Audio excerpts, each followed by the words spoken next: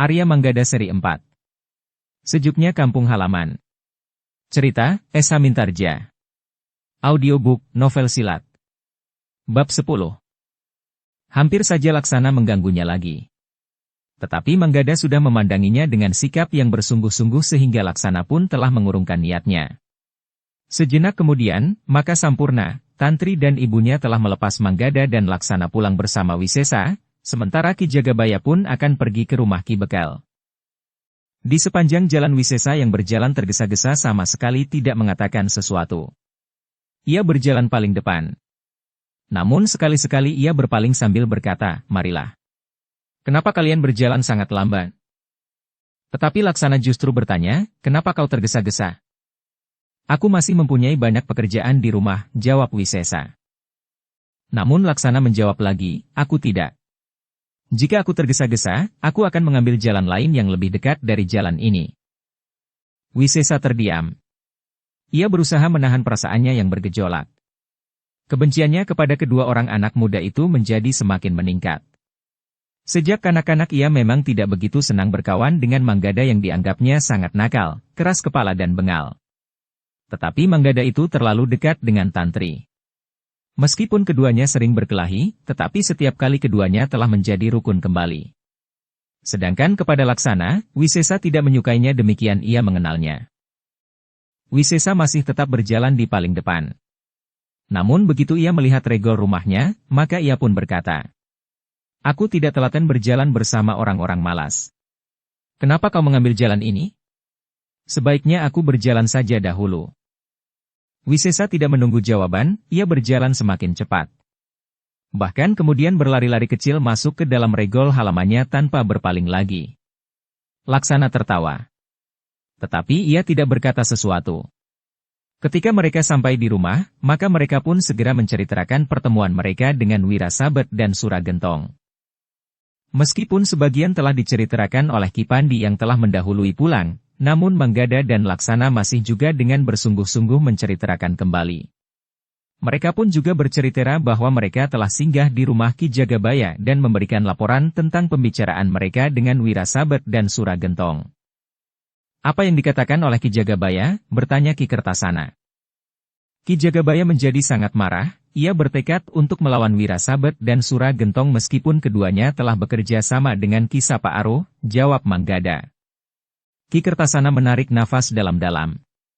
Katanya, "Nampaknya segala usaha memang akan sia-sia jika sikap Suragentong demikian kasarnya. Apa boleh buat jika harus diselesaikan dengan kekerasan? Kita memang tidak mempunyai pilihan lain. Hanya soal waktu sajalah yang menentukan benturan kekerasan yang bakal terjadi. Tetapi kita tidak tahu seberapa banyak sebenarnya kekuatan lawan itu. Kita juga tidak tahu tataran kemampuan mereka," berkata Ki Pandi. Ki Kertasana, Ki Citrabawa, Manggada dan Laksana pun mengangguk-angguk. Mereka mengerti maksud Ki Pandi.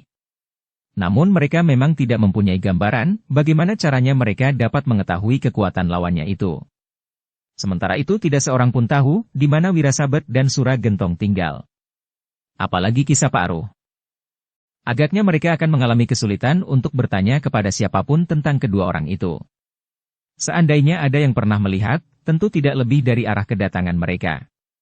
Terutama Wirasabet yang memang lebih sering nampak daripada Suragentong. Itu pun agaknya sulit memancing keterangan mereka. Dalam pada itu, maka Manggada pun berkata, "Untuk sedikit mengurangi ketakutan yang mencengkam orang-orang Padukuhan Gemawang, maka kita memang harus berbuat sesuatu. Jika keberatan mereka serba sedikit timbul, maka mereka akan berbicara setidaknya di mana mereka pernah melihat Wirasabet atau dari mana ia datang. Mungkin kita dapat menelusuri dan mengetahui tempat tinggal mereka." "Tetapi itu berbahaya sekali, Nger," desis Ki Pandi. "Bukankah kita perlu mengetahui gambaran kekuatan mereka?" desis Manggada. "Tetapi tentu tidak dengan cara itu," sahut Ki Pandi. "Jadi, apa yang sebaiknya kita lakukan? Kita akan menyiapkan kemampuan yang ada pada kita setinggi-tingginya. Untuk sementara hanya itu yang dapat kita lakukan," jawab Ki Pandi. Manggada mengangguk-angguk. Demikian pula Laksana. Namun tiba-tiba saja Manggada berkata, "Aku ingin membangunkan orang-orang Padukuhan ini dengan cara yang lain. Kami berdua akan mengelilingi padukuhan ini berkuda. Aku akan mengajak Sampurna, anak Ki Jagabaya. Untuk apa? Bertanya Ki Kertasana. Untuk membesarkan hati orang-orang padukuhan ini, jawab Manggada. Jika kalian bertemu dengan Wirasabet atau orang-orangnya yang tersinggung atas perbuatan kalian, bertanya Ki Kertasana. Apa boleh buat, jawab Manggada, kekerasan nampaknya tidak dapat dihindari. Seandainya akan menjadi api yang menyulut pertempuran, bukankah kita sudah siap meskipun kita belum mengetahui dengan pasti besarnya kekuatan mereka? Ki Kertasana menarik nafas dalam-dalam. Sementara Manggada berkata, tetapi jika benturan kekerasan itu memang harus terjadi, biarlah terjadi. Keadaan padukuhan ini harus segera berubah. Orang-orang tua yang mendengar ketetapan hati Manggada itu hanya menarik nafas panjang. Anak semuda Manggada biasanya memang ingin memecahkan persoalan-persoalan yang dihadapinya dengan cepat. Apalagi setelah cara lain yang lebih lunak sudah ditempuh dan tidak berhasil. Karena itu, maka Ki Kertasana itu pun hanya berpesan. Tetapi berhati-hatilah. Kita menghadapi bukan saja orang-orang yang mendendam, tetapi juga orang-orang yang tamak seperti Ki Sapa Aruh yang memanfaatkan keadaan dan memperalat Wirasabet dan Suragentong untuk kepentingannya sendiri. Baik ayah, jawab Manggada, sementara Laksana berkata, semakin lama keadaan ini berlangsung, maka orang-orang padukuhan ini akan menjadi semakin ketakutan dan bahkan tidak berani membuka pintu rumahnya, sehingga jika lumbung padi mereka sudah kosong, maka mereka akan dapat menjadi kelaparan. Bahkan meskipun padi di sawah menguning, tidak seorang pun yang akan berani memetiknya jika Wirasabet dan Suragentong berdiri di tengah-tengah bulak itu. Ya. Kemungkinan itu dapat terjadi, desis Ki Kertasana. Dengan demikian maka Manggada dan Laksana pun telah minta izin untuk mempergunakan kuda yang ada di kandang. Mereka akan mempergunakannya untuk mencoba membangkitkan keberanian orang-orang padukuhan yang dicengkam oleh ketakutan itu. Di sore hari, ketika Ki Pandi, Manggada dan Laksana duduk di serambi gandok, maka mereka pun terkejut melihat pintu regol yang tidak diselarak itu terbuka. Serentak mereka bangkit berdiri. Namun mereka pun menarik nafas dalam-dalam ketika mereka melihat Ki Jagabayalah yang memasuki regol halaman itu. Marilah Ki Jagabaya, Manggada mempersilahkan. Sejenak kemudian, Ki Jagabaya itu pun sudah duduk di peringgitan bersama Ki Kertasana, Ki Citrabawa, Ki Pandi, Manggada dan Laksana. Dengan kecewa Ki Jagabaya menceritakan sikap Ki Bekel yang masih tetap ragu-ragu. Dengan nada rendah Ki Jagabaya berkata, Ki Bekel tidak dapat berbuat banyak. Ia selalu dibayangi oleh keselamatan keluarganya. Ia mempunyai 7 orang anak. Sebagian masih kecil-kecil. Di antara mereka belum ada yang dapat membantu ayahnya jika keadaan menjadi semakin buruk. Apakah Ki Bekel itu lebih muda dari Ki Jagabaya? Bertanya Ki Pandi. Ya. Terpaut agak banyak. Aku sudah menjabat sebagai Jagabaya ketika padukuhan ini dijabat oleh ayah Ki Bekel yang sekarang, suara Ki Jagabaya itu merendah, tetapi Ki Bekel yang dahulu memiliki keberanian jauh lebih besar dari Ki Bekel yang sekarang. Namun agaknya aku dapat mengerti, jika Wirasabet dan Suragentong itu datang ke rumah Ki Bekel, maka anak-anaknya tentu akan mengalami nasib buruk, seandainya Ki Bekel itu sendiri melawan. Ki Kertasana pun kemudian menyahut, jika demikian, maka kita harus menghadapinya tanpa Ki Bekel. Tetapi jika harus terjadi demikian, maka apa boleh buat? Terima kasih Ki Kertasana dan seluruh keluarga di sini yang telah dengan sukarela membantu kami yang masih berusaha untuk menegakkan harga diri padukuhan ini. Bagi kami, apa yang kami lakukan itu merupakan bagian dari kewajiban kami sebagai penghuni padukuhan Gemawang, karena kami merasa ikut memiliki sehingga kami pun harus ikut mempertahankannya dari laku yang menyimpang. Ki Jagabaya mengangguk-angguk. Sementara Manggada mengatakan rencananya untuk berusaha membangkitkan sedikit keberanian orang-orang padukuhan itu. Baiklah. Aku akan mengatakannya kepada Sampurna. Agaknya ia tidak akan berkeberatan. Demikianlah, setelah mendapat hidangan minuman dan makanan, maka Ki Jagabaya pun segera minta diri. Seperti yang direncanakan di keesokan harinya, maka Manggada dan Laksana sudah siap dengan kuda mereka. Sejenak kemudian keduanya telah berderap menyusuri jalan padukuhan. Mula-mula keduanya pergi ke rumah Ki Jagabaya. Kemudian bersama Sampurna yang ternyata sependapat dengan Manggada dan Laksana telah mengelilingi padukuhan mereka. Derap kaki-kaki kuda itu memang menarik perhatian. Orang yang tergesa-gesa berjalan di jalan padukuhan untuk satu keperluan yang mendesak terkejut melihat ketiga orang anak muda itu. Yang langsung mereka kenali adalah Sampurna. Namun kemudian juga Manggada. Seorang laki-laki yang bertubuh kuat kekar memandang ketiganya dengan penuh keheranan.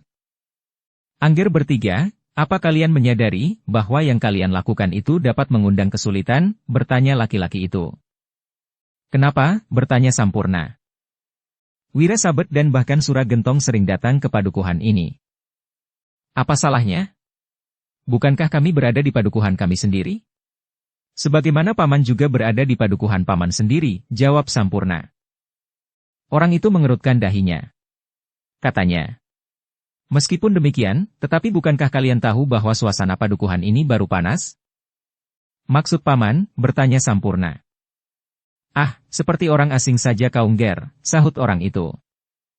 Maksud paman, padukuhan kita sedang dalam keadaan ketakutan karena Wira Sabet dan Suragentong, bertanya Sampurna pula. Ya, Ngger. Jika Angger bertiga bertemu dengan mereka, maka kemungkinan buruk dapat terjadi atas Angger bertiga. Itulah yang ingin kami tunjukkan kepada paman dan kepada seisi padukuhan ini. Kami tidak takut, paman. Kenapa harus takut kepada paman Wira Sabet dan Suragentong? Mereka dahulu juga penghuni padukuhan ini. Bukankah kita sudah saling mengenal? Dukung channel Novel Silat dengan subscribe, follow, like, komen dan share. Kau tiba-tiba menjadi aneh, Ngger. Setiap orang menjadi ketakutan dan bersembunyi jika kedua orang itu atau salah seorang daripadanya lewat di padukuhan ini. Paman. Sekali lagi kami ingin mengatakan kepada semua orang. Kita tidak perlu takut. Aku tidak takut. Manggada dan Laksana ini juga tidak takut. Dan semua orang seharusnya tidak takut menghadapi mereka. Seandainya kedua orang itu ingin berbuat sesuatu yang tidak semestinya di padukuhan ini, maka kita bersama-sama akan bangkit dan mengusir mereka sebagaimana pernah kita lakukan beberapa tahun yang silam. Angger. Jangan pura-pura tidak tahu. Keduanya bukan Wira Sabet dan Suragentong beberapa tahun yang silam. Mereka sekarang adalah dua orang yang berilmu tinggi. Mereka datang bersama saudara-saudara seperguruan mereka dan bahkan bersama Ki Sapa Aruh yang ditakuti oleh banyak orang. Tetapi Sampurna tertawa. Katanya, satu mimpi buruk paman. Bangunlah. Kita akan melihat satu kenyataan bahwa keduanya akan lari terbirit-birit melihat seisi padukuhan ini bangkit, berkumpul dan dengan berani menentangnya. Tetapi jika kita, penghuni padukuhan ini menjadi ketakutan, maka keduanya akan memasuki padukuhan ini dengan dada tengadah, menakut-nakuti kita dan akhirnya menggilas kita semuanya.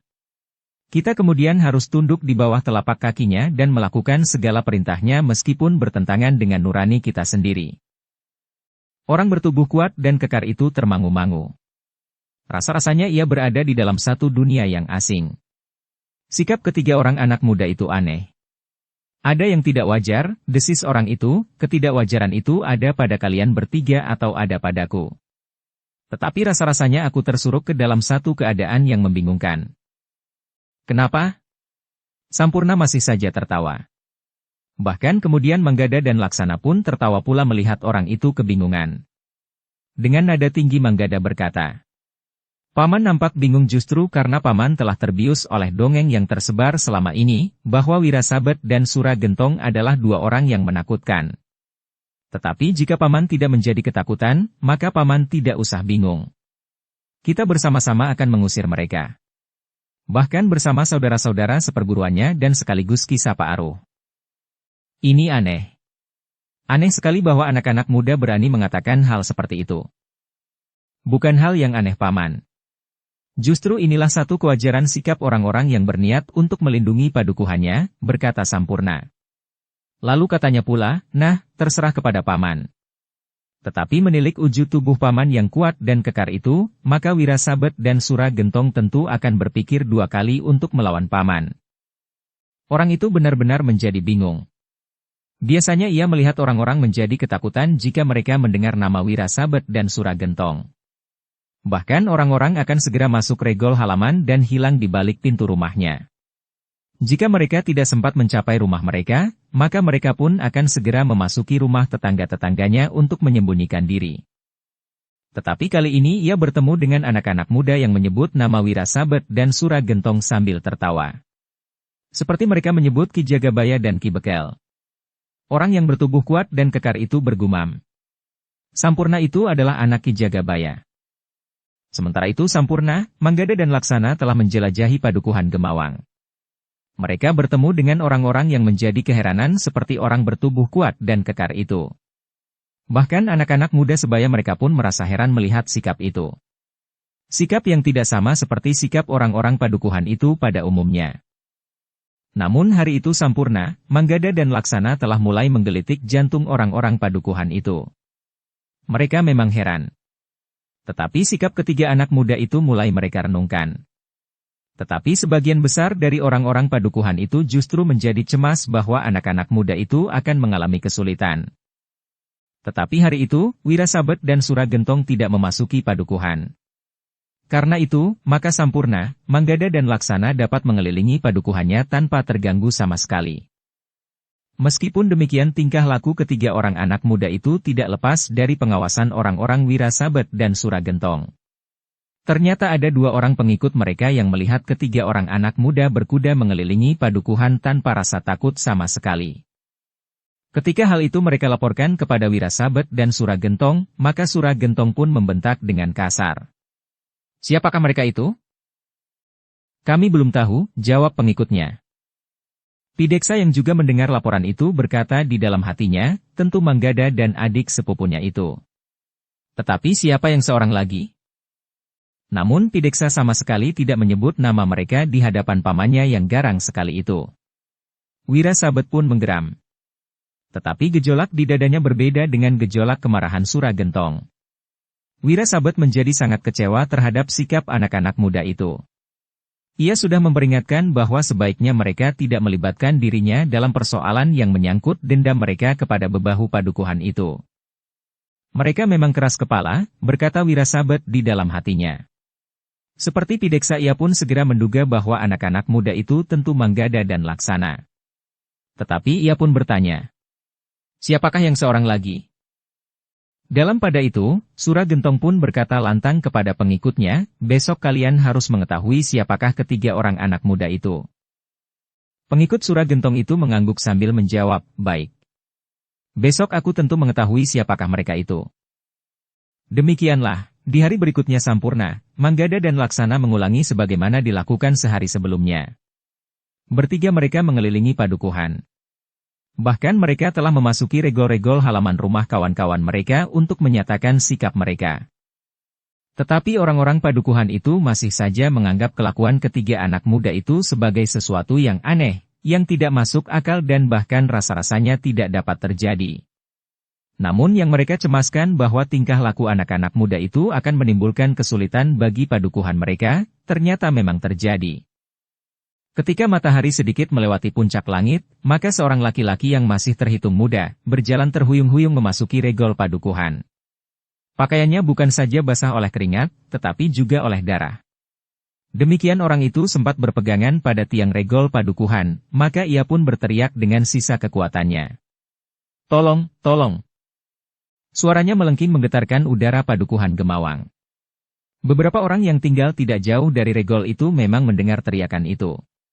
Tetapi mereka merasa ragu-ragu untuk keluar dari halaman rumah mereka. Namun ketika orang itu berteriak sekali lagi, maka satu dua orang mulai keluar dari rumahnya. Dengan ragu-ragu mereka mengintip dari balik pintu regol halaman. Baru ketika mereka yakin tidak melihat sesuatu, maka mereka perlahan-lahan dan berhati-hati keluar dan turun ke jalan. Demikian mereka melihat seseorang berdiri berpegangan tiang regol padukuhan, maka tiga orang laki-laki segera berlari mendekatinya. Dengan cepat mereka menangkap orang yang hampir roboh karena kekuatannya seakan-akan telah terkuras sebagaimana darahnya yang mengalir dari tubuhnya. Dengan cepat ketiga orang laki-laki itu telah membawa orang yang terluka itu ke rumah yang terletak di ujung padukuhan. Sementara itu beberapa orang yang lain yang datang kemudian, telah mengikuti mereka memasuki halaman rumah itu pula. Apa yang telah terjadi, mereka pun telah saling bertanya. Tidak seorang pun yang segera dapat menjawab, sementara orang yang terluka itu pun masih sulit untuk dapat diajak berbicara. Baru kemudian, setelah agak menjadi tenang, serta setelah minum beberapa teguk, ia bercerita dengan kata-kata yang sendat tentang apa yang telah terjadi atas dirinya. 3 laki-laki itu mencari 3 orang berkuda, berkata orang itu. Ketiga anak-anak muda itu, desis seseorang. Ya, jawab orang yang terluka itu. Apa yang kau katakan? Bertanya salah seorang yang menolongnya. Aku tidak dapat berbohong. Mereka mencekikku. Memukulku dan melukai tubuhku dengan pisau, jawab orang itu. Aku terpaksa mengatakan bahwa mereka adalah Sampurna, anak Ki Jagabaya, Manggada, anak Ki Kertasana dan sepupunya Laksana. Ketiga orang yang menolongnya itu saling berpandangan. Seorang di antara mereka berkata, aku sudah memperingatkan ketiga orang anak muda itu. Sebaiknya beritahukan mereka, agar mereka tidak melakukannya lagi, karena mereka benar-benar telah dicari. Kenapa tidak dibiarkan saja? Biar mereka menjadi jera dan kesombongan mereka sendiri, jawab yang seorang. Jangan, berkata yang lain lagi, sebaiknya seseorang datang kepada mereka dan memberitahukan kepada mereka, apa yang telah terjadi. Jika mereka sudah melihat sendiri, maka mereka tentu akan memikirkan kembali tingkah laku mereka. Yang lain ternyata sependapat. Karena itu, maka salah seorang dari ketiga orang itu telah memberitahukan kepada orang-orang yang ada di halaman, agar salah seorang dari mereka menemui Sampurna, anak Ki Jagabaya. Sementara yang lain diminta untuk mengamati keadaan. Mungkin pengikut Sura Gentong itu datang kemari, desis orang itu. Karena orang itu yakin bahwa ketiga orang yang mencari anak-anak muda yang berkuda mengelilingi padukuhan itu adalah pengikut Wirasabet dan Sura Gentong. Dengan tergesa-gesa, bahkan berlari-lari kecil seseorang telah pergi ke rumah Ki Jagabaya.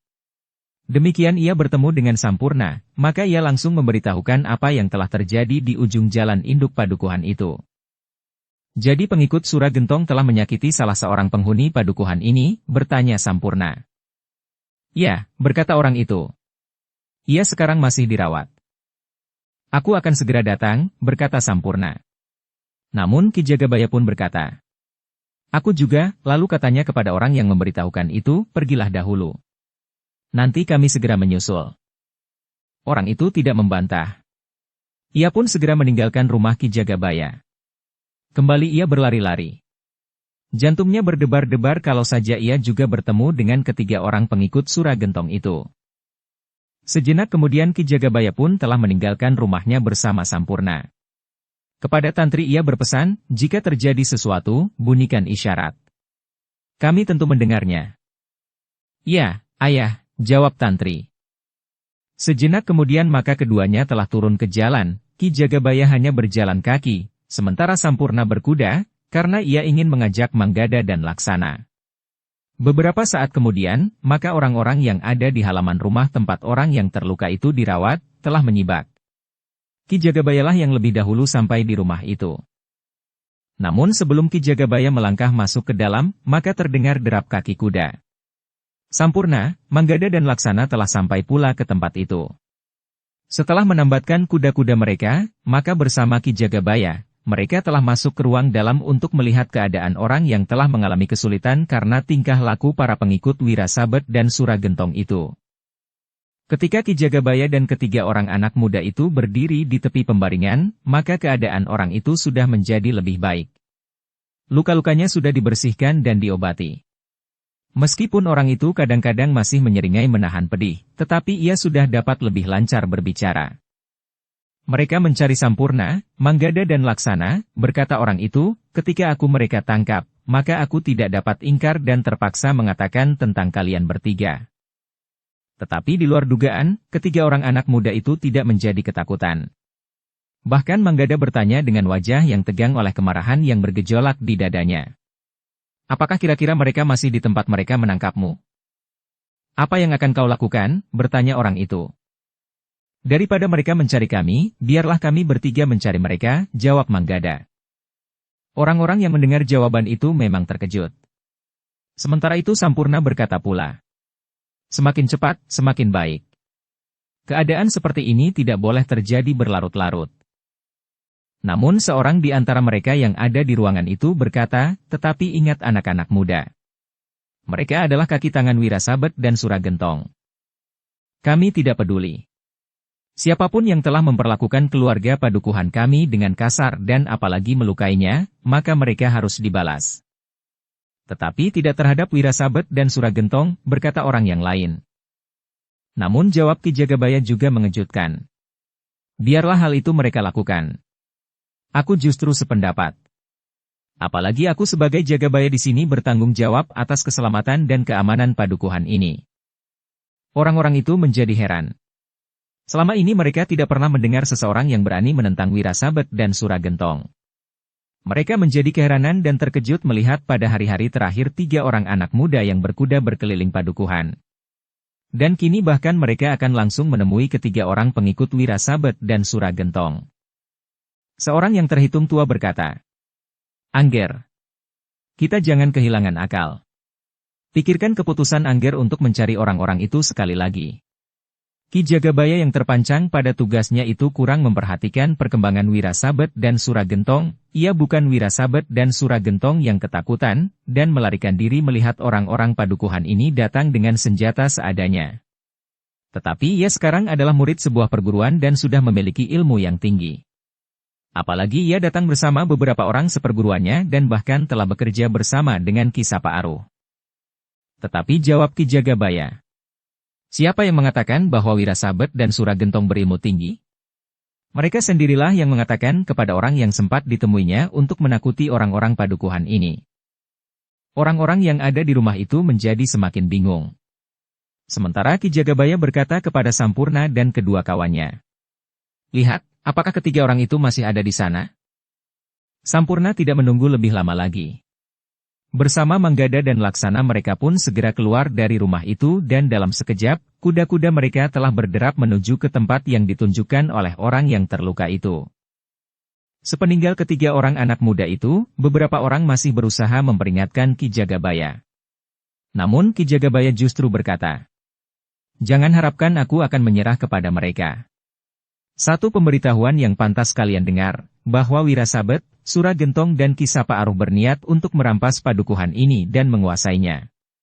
Aku akan berjuang mati-matian sekedar untuk mempertahankan jabatanku, tetapi justru karena aku tahu apa yang akan terjadi jika mereka menguasai padukuhan ini. Ki Demang Kalegen tentu akan berada di bawah pengaruh Ki Sapa Aruh, Wirasabet dan Suragentong. Karena itu, sebelum hal itu terjadi, maka aku akan berusaha mencegahnya dengan mengorbankan apa saja yang aku punya jika perlu. Orang-orang yang mendengar tekad Ki Jagabaya itu menarik nafas dalam-dalam. Mereka sadari bahwa Ki Jagabaya memang benar justru karena ia mengemban tugas. Sikap itu pantas mendapat dukungan dari setiap orang. Tetapi mereka tidak mempunyai keberanian untuk melakukannya. Karena itu, maka orang-orang yang ada di rumah itu hanya terdiam saja. Beberapa saat kemudian, maka Ki Jagabaya itu pun minta diri. Ia akan pulang dan kepada orang-orang yang ada di rumah itu ia berkata, Ingat, aku tidak akan pernah menyerah kepada Wirasabet dan Suragentong. Orang-orang yang mendengar pernyataan itu hanya berdiam diri saja. Namun sepeninggal Ki Jagabaya, beberapa orang mulai berbincang. Mereka mulai menilai sikap Ki Jagabaya yang berani itu.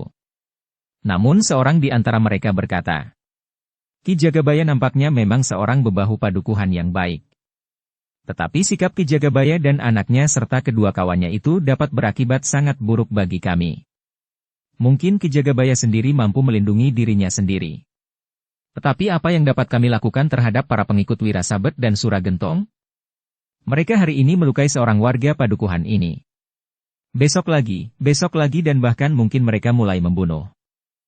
Kita minta pertanggungjawaban Ki Jagabaya, sahut yang lain. Yang dapat dilakukan oleh Ki Jagabaya memang sangat terbatas. Mungkin ia sendiri akan mengalami kesulitan untuk melindungi dirinya dan keluarganya jika Wirasabet dan Suragentong benar-benar mulai bertindak kasar, berkata yang lain lagi.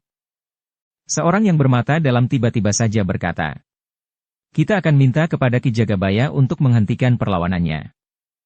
Ternyata pendapat itu mendapat dukungan beberapa orang. Seorang yang bertubuh tinggi berkata, Aku setuju.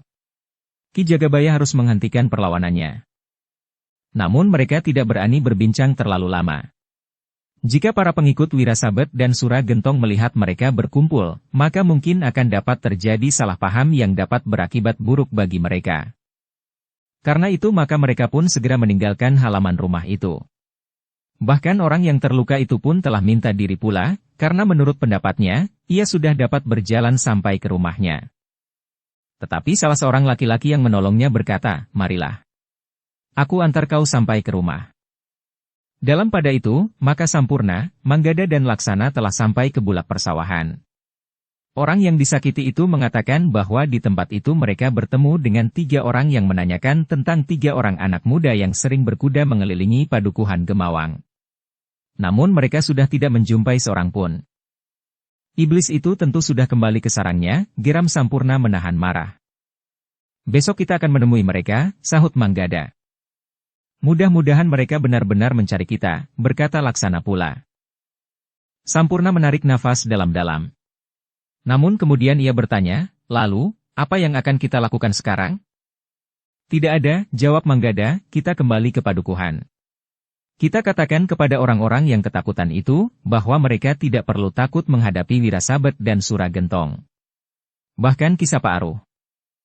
Demikianlah, maka mereka bertiga telah berderap kembali memasuki padukuhan. Tetapi rumah tempat orang yang terluka itu mendapat pertolongan sementara, ternyata sudah menjadi sepi.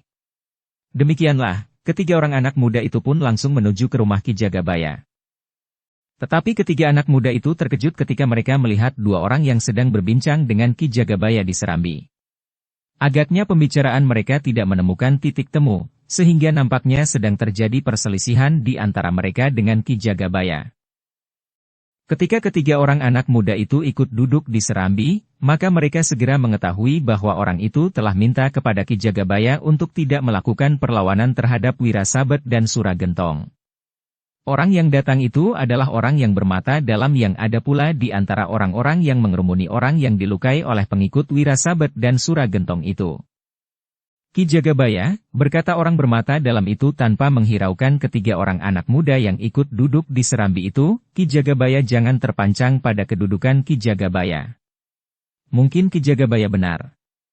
Tetapi sama sekali tidak berperhitungan. Nah, sekarang korban telah mulai jatuh. Untung orang itu tidak dibunuh oleh pengikut Wirasabet dan Suragentong." Pembicaraan mereka ternyata terputus ketika mereka mendengar pintu seketeng diketuk orang. Selagi mereka bertanya-tanya siapa lagi yang telah datang, maka terdengar suara seseorang memanggil, namun yang dipanggil adalah justru nama Tantri. Ki Jagabaya itu pun segera mengetahui bahwa yang datang adalah Wisesa. Dengan kesal Sampurna bangkit dan melangkah menuju ke pintu. Sebenarnya lah bahwa yang berdiri di belakang pintu adalah Wisesa. "Marilah," Sampurna mempersilahkan.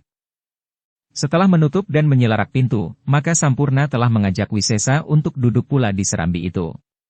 Dalam pada itu, Ki Jagabaya yang tidak menghiraukan kehadiran Wisesa itu pun kemudian berkata kepada orang yang bermata dalam itu. "Dengar jawabanku sekali lagi. Aku tidak akan pernah tunduk kepada tekanan Wirasabet dan Suragentong. Aku berharap orang-orang padukuhan ini bersedia bersamaku menentang mereka. Tetapi jika kalian tidak berani, maka jangan menghambat usaha kami. Kami tidak mungkin tinggal diam. Ki Jagabaya, karena yang akan mengalami bencana adalah kami, orang-orang sepadukuhan," jawab orang itu. "Nah, kau tahu kenapa demikian?" bertanya Ki Jagabaya. Orang itu tidak segera menjawab. "Dengar," berkata Ki Jagabaya, "karena mereka sebenarnya adalah penakut. Mereka sama sekali tidak berani berbuat apa-apa kepadaku. Kepada anakku dan kepada anak-anak muda ini. Aku dan anak-anak ini tidak mempunyai kelebihan apa-apa dari kalian. Tetapi karena kami berani menentang mereka, maka kami tidak menjadi sasaran usaha mereka menakut-nakuti orang-orang padukuhan ini." "Tidak benar," berkata orang itu, "kami tahu Ki Jagabaya mempunyai kelebihan. Anak laki-laki Ki Jagabaya itu tentu juga merasa mempunyai kelebihan. Entahlah dengan anak dan kemanakan Ki Kertasana itu. Jadi kalian menganggap bahwa aku mempunyai kelebihan dari kalian?" bertanya Ki Jagabaya. "Ya," jawab orang itu. "Jika demikian, yakinlah bahwa aku dan anak-anak muda ini berusaha untuk melindungi kalian," berkata Ki Jagabaya. "Tetapi itu tidak mungkin Ki Jagabaya," berkata orang itu, "Wirasabet dan Suragentong serta beberapa orang saudara seperguruannya adalah orang-orang Linui." "Omong kosong," bentak Ki Jagabaya yang menjadi marah, "mereka tidak berani datang kepadaku. Mereka tentu tahu, jika mereka mematahkan perlawananku, maka mereka tidak akan menemui perlawanan lagi di sini. Tetapi mereka tidak berani datang. Mereka menunggu satu kesempatan yang baik, berkata orang yang bermata dalam itu. Aku tidak peduli, jawab Ki Jagabaya. Tetapi kami minta dengan sangat Ki Jagabaya untuk tidak meneruskan perlawanan. Atas nama semua orang di padukuhan ini. Tidak, jawab Ki Jagabaya yang menjadi semakin marah, jika aku tidak mau, kalian mau apa? Kalian akan menentang aku? Lakukan. Aku akan memperlakukan kalian sebagaimana Wirasabet dan Suragentong melakukan. Kau kira aku tidak dapat melakukan? Kau kira aku tidak dapat menyakiti dan bahkan membunuh orang yang menentang aku? Aku tidak takut seandainya kalian semuanya berpihak Wirasabet dan Suragentong menentang aku. Aku tidak takut seandainya kalian semua ingin mengangkat Wirasabet dan Suragentong menjadi kami tua dan Jagabaya di padukuhan Gemawang serta mengangkat Ki Sapa Aruh menjadi bekal. Orang bermata dalam itu mengerutkan dahinya, sehingga matanya menjadi semakin dalam.